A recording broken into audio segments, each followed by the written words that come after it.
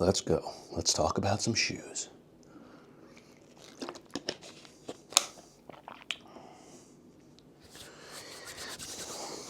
What is up, YouTube? Mike DeLeo here, Athlete for Life, coming at you with another fun video. This is good. This is a good one.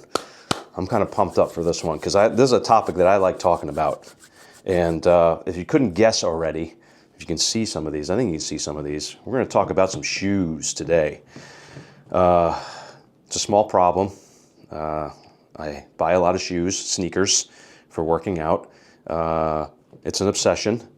With this brand in particular. So we're gonna jump into that. The topic is going to be more about the foot shaped shoe and my journey, an introduction to the foot shaped shoe. And actually, this is going to be kind of a multi-part video. There's going to be a follow-up video to this one because there's just so much information that I have and input on this topic, and then to where I'm at today, because my foot-shaped shoe journey started probably about 2009, 2010, and bringing us all the way up to now, which is 2024. So that's a long time. I'm old. It hits me every once in a while. I start throwing out those dates, 2009, 2010, man. But that's when it started, regardless. So for me, and I really wanted to kind of touch on this topic because it's picking up a lot of speed right now in the fitness and exercise community with the foot shape shoe. There's all kinds of offshoots of brands now coming out with a foot shape, but we're going to go way back where it all started. But before we jump into all the foot shaped shoe talk, if you haven't subscribed, make sure you subscribe. It really helps me out. Drop a comment down below, give it a like, a thumbs up, all that kind of good stuff. But let's move on into the topic of the day, which is the foot shaped shoe. So we're going to rewind the time here and go back to 2009, 2010, when I started doing CrossFit. I do not do much CrossFit anymore. I dabble in it a little bit. I do certain workouts that I like. I cherry pick, but I did it for so long. Just wasn't right for me anymore, but that's a whole different conversation. I actually have a video on that, put up the link. But we're going to go talk about the shoe for CrossFit. And this one right here, this is in a legendary status, I would say. This is the Reebok Nano One Uno Hefe. So this shoe they came out with when CrossFit probably was a couple years into when they were getting popular. CrossFit embarked on a journey to come out with a shoe specific for that type of working out, and this was the baby. This was the product. This is your original foot-shaped shoe, and you can see right away that toe box is wider. I mean, it was wider than anything out at the time. So people like flocked to getting this shoe. Minimal, very minimalistic. It's very light, even though it has a big sole on it, but not too big. When I say big sole, I mean compared to other minimal shoes that were out at that time, which was really the Vibram 5-finger toe looking thing, which was awful. And then I think New Balance had like the Minimus, which was out. I don't have either of those shoes, as I never purchased them. I had no interest in those things, but this I did. So this was my first foot-shaped shoe, and it lived up to the hype. At that time, did everything I needed it to do, doing those types of workouts. Had great contact with the floor with that wide toe box, allowing my toes to really have some freedom up there in the front of the shoe. It had zero stack height, it was a zero drop. So you're flat, getting good contact from the front to the back, very even, and it was light, like I said. So this shoe was so much of a success that they came back out with it. I think I got these a couple years ago, 2021, 22 maybe. This is a relaunch of that same shoe. It does not have the branding on the back there for CrossFit because Reebok no longer does CrossFit. It's now Noble. Not a fan. Just going to throw that in there. But they relaunched it, and I had to get one. And here it is. Love it. Love this shoe. All black with the silver, but it is the same style. The heel cup is a little more padded compared to the original. But in essence, the design of the shoe is exactly the same. The materials, it's the same as its predecessor, or its big brother. I guess I would say it's big brother right here. But that's, you know, they even made the toe box a little bit wider. I don't know if you can see it there. It might be hard to see on camera, but it's a little bit wider, which I actually liked. But you're going to get a lot of people that say these feel like clown shoes, this and that. You just have to get used to it. People are used to being in pointy, fashionable shoes, not functionable. So we go down the line here. I don't have all the nanos because there's just some I didn't like, I didn't get. So we go to the Monster Green Nano 2. Same thing. It's got the CrossFit. You see it right there. It's got the CrossFit brand on it. Love this shoe as well. This was a great shoe. What can I say? They kept a lot, you know, other than some of the materials, but they kept the basis, the foundation of the shoe the same. With that zero drop, minimalistic, wide toe box, could handle anything you threw at it. Just wasn't really great at running. You could do some short distance, but not a lot of long distance stuff in this. But comfortable. Love this shoe. Still wear it to this day. Jump, I don't have the 3 in a low top, but I do. This is rare. You're not going to see many of these. You saw it here. I'm one of the few probably. I have the Nano 3 in a high top. Now I wear these for work because I have to wear a black shoe, and I like high tops for work.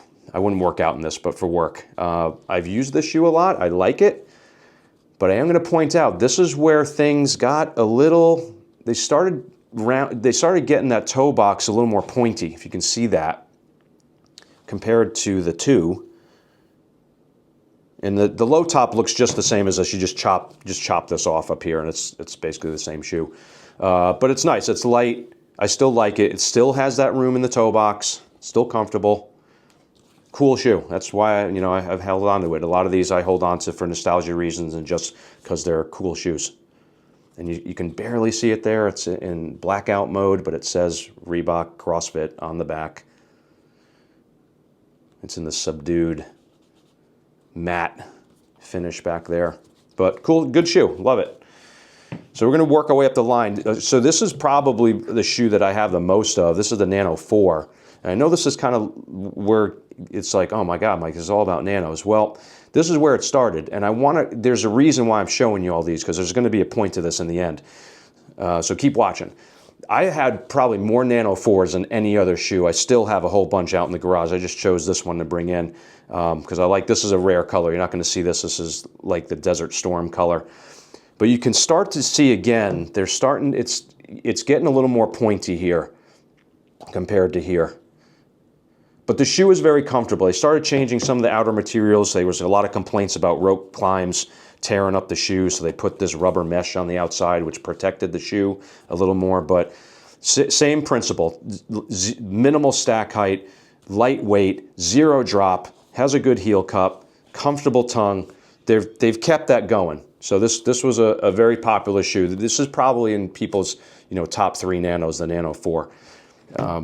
So we're going to go from the 4, we're going to make a big jump because I didn't really like any of the ones in between the 4 and now the 8. Okay, this one's okay. I just wanted to try the Nano again. Totally different construction than the 4, but nice shoe. They rounded the toe box a little bit, so they're kind of back and forth with what they're doing on the toe box in these shoes, but still a foot-shaped shoe. But they changed the whole back here. The heel cup is very stiff.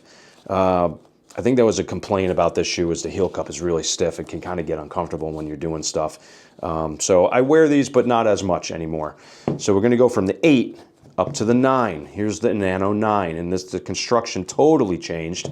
I'm not going to go into a lot of specific details. I'm just showing these because it's for the purpose of comparison, so you can see what the evolution of some of these shoes. This one I like. Now they went to a more padded heel cup because there were so many complaints about this heel cup. You can probably see that heel cup.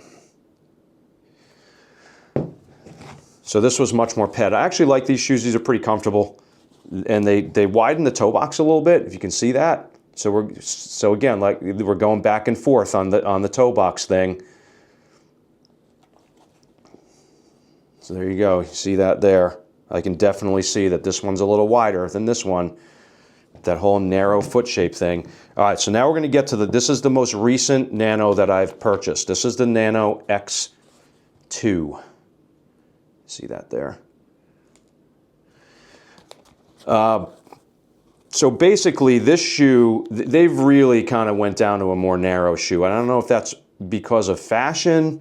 I don't know why they've done this. I was disappointed in that. So I'm going to show you here, and I'm going to bust out the OG one here. If you can see that, I mean, we're talking a big difference. I mean, that is narrow. Okay, I don't even know if I would put this in the foot shape realm, maybe a little bit, but it is narrow and it is pointy. So, you know, the whole form over function and fashion, they're kind of going more fashion here, you know, with some of the flashy colors and whatnot. This is so basic, you know, it just depends on what you like. So that's the reason I'm showing all these, because you can give a good understanding of the timeline and the evolution of where these shoes were and where they are now. And I think they're up to like the Nano X4 at this point, which I'm not going to buy. So this, I wanted you to see that. So this is a very good representation of the Nano line. Even though Reebok is not the official sponsor of CrossFit anymore, you got to go to Noble for all that. And I'm just not a fan of Noble shoes, period. I tried them once. I don't even have them because I tried one pair way back, didn't like them, and I sold them. So I don't even have a Noble here to show you. But what I will show you is some other cross-training shoes, because these were all, you know, CrossFit, so to speak, shoes. But I did have other shoes, because some of you are probably saying, well, gee, Mike, I don't like Reebok. I don't wear Reebok. Okay, well, maybe you wear Nike. All my Nike fanatics out there, the Nike faithful. Well, here you go. Here's Nike's attempt at CrossFit. This is the Metcon 1. I saved it. I save a lot of original stuff. So this is an OG Metcon, hence the hideous colors. But I still bought it anyway. I guess back then I was, you know, the whole fluorescent thing, because that's fluorescent. They tried, you can see, you kind of, it's narrow, but not, but it has a little bit of a wider toe box, but not. It's heavy. And the big knock on these things were they were squeaky. I don't know if you can hear this. Hold on. You hear that? The shoe shouldn't be doing that while you're working out. I'll just show you. Here's the Reebok. Okay, it squeaks, and that was a huge complaint on these shoes. I tried multiple Metcons. I went up, I think, to the Metcon 4, and then I just gave up. So, you know, those to my Nike people, sorry. I know they have a faithful following, but I just don't think they really nailed the Metcon. I still don't think they have to this day. So that's that.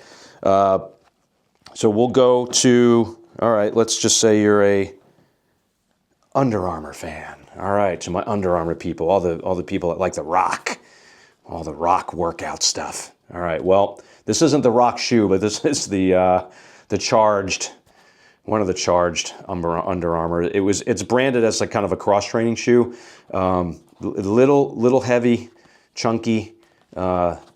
They tried to do a little bit of a wider toe box, but my feet still felt squished in this thing. So, you know, I tried, but Under Armour did jump into the CrossFit game, and they came out with a shoe called the Tri-Base Rain. Tri-Base Rain is still made today. There's a lot of models of the Tri-Base Rain from when they started to now. I never purchased a pair of those. I just didn't like how these felt, and I didn't really think that going to that shoe would be much better. So I never got any. But if you're interested, there is a Tri-Base Rain. That's their CrossFit shoe, which is a little more foot shaped. Okay, so there's Under Armour. So no Likey. Then we come back to Reebok. All right, so Reebok actually introduced some other shoes into their CrossFit line. This is the Sprint TR. This is one of the first ones. I can't remember which number this is, but there was a lot of pushback about CrossFit needing a more agility shoe from running and jumping and things like that. And this was their answer. I got these, I wore them a bunch, but in hindsight now, I'm surprised I did, because this shoe is so pointy and squished up at the front. You can see that. And same thing with this one here. This is a later model of this, the Sprint TR. But very, very narrow, pointy shoes. If you have narrow, pointy feet, maybe you'll like these, but you should be allowing to have your toes have some movement up front, regardless of whether they're naturally squished or not. They shouldn't be naturally squished, because if they're naturally squished, then you probably haven't been wearing the right shoe for a long time. But these were extremely narrow, but they're in the same model as the other ones. It's minimal drop, no drop, lightweight, very minimal stack height. So that, I wore these shoes, but in hindsight now, I don't wear them anymore. So these are just I just keep them around, just like I said, for nostalgia purposes, for history of Reebok and CrossFit. All right, so let's go to some of the biggest fanatics out there. Adidas, to all my Adidas junkies. There's a lot of them, because Adidas seems to come out with these crazy shoes that everybody's got to have, and they're like super expensive. I don't get it. Because I look at this shoe, which I got. This is the Ortholite.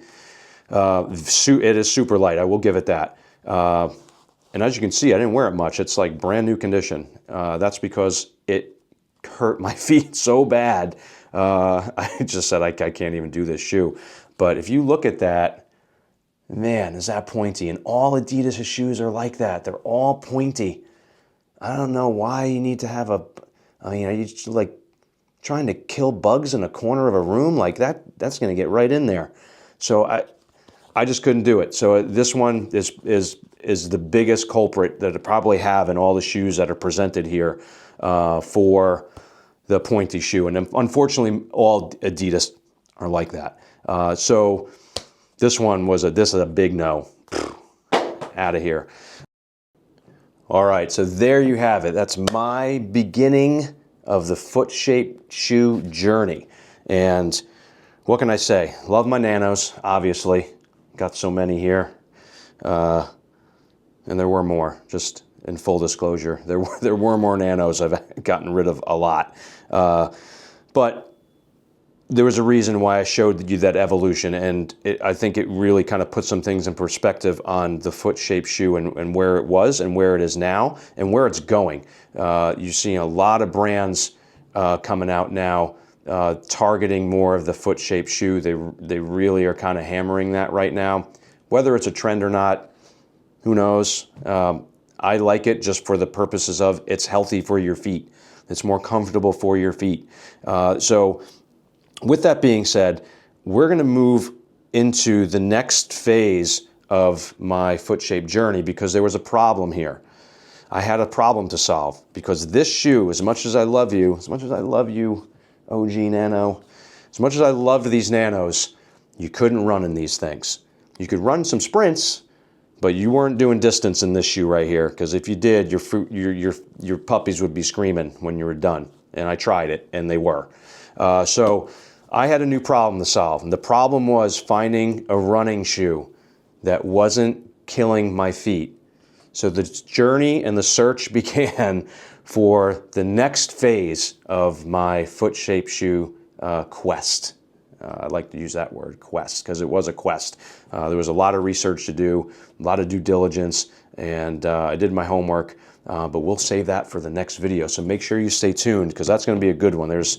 I can talk about this stuff forever, but I'm looking forward to doing that video, because it's going to be very enlightening and hopefully very informative. I hope this was informative as well, and you enjoyed this kind of stroll down memory lane.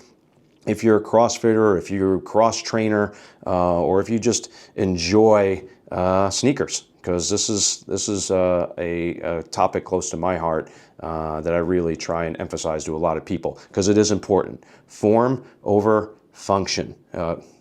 I just screwed it up. Function over fashion. All right, so it is important to really emphasize that, especially in today's world. People just want to wear shoes that look cool but are just destroying their feet. So with that being said, that's going to wrap up this video. Make sure you subscribe, drop a comment down below, like it, hit the bell, and I will see you on the next follow-up video. Thanks for watching.